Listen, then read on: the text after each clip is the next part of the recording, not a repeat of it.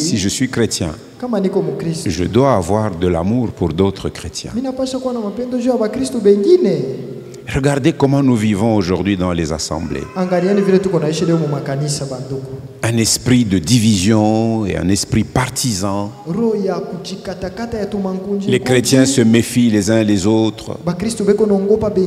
C'est au point que quand vous leur donnez des invitations pour venir à une agapé, ils ne viennent pas. Parce qu'ils disent, il faut être souple.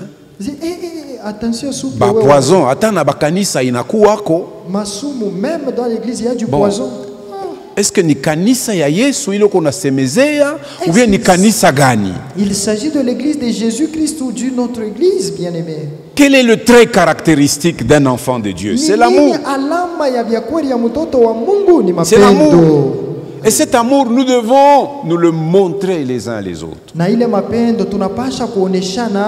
L'église primitive a persévéré dans la communion fraternelle. Les membres de l'église vivaient ensemble. On dit que dans leur maison, ils partageaient leur pain avec joie dans la simplicité, avec simplicité de cœur.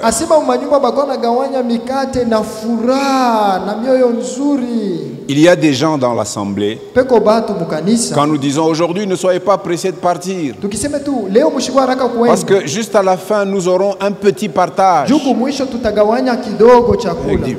n'ai pas le temps. Eux, ils n'ont jamais le temps. Jamais le temps. Ils sont là et disent, bon, je suis venu pour écouter la parole, moi ça me suffit et puis je m'en vais. Non, ce n'est pas ça. Être chrétien. Et ce comportement se généralise. Les gens se méfient les uns des autres.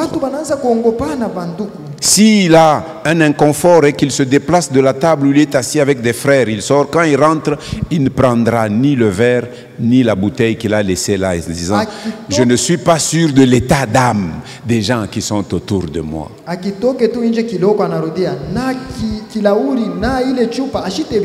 C'est devenu un langage des chrétiens aujourd'hui. État d'âme, état d'âme, état d'âme.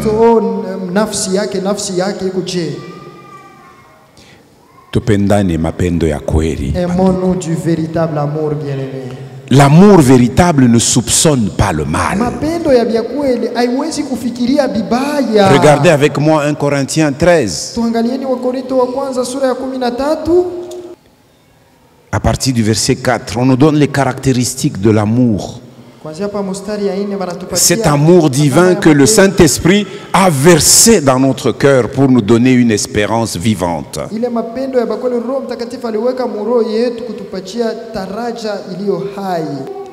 Combien de prétendus prophètes ne recevons-nous pas? Je viens avec votre message. Moi, j'en ai déjà reçu des centaines et des centaines. Je viens avec votre message.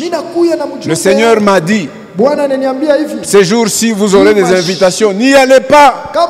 N'allez pas manger. Il y a déjà un complot pour vous tuer. Mais nous avons chanté tout à l'heure que je ne suis plus esclave de la peur. Mais dans notre vie, nous prouvons le contraire, que nous sommes toujours peureux.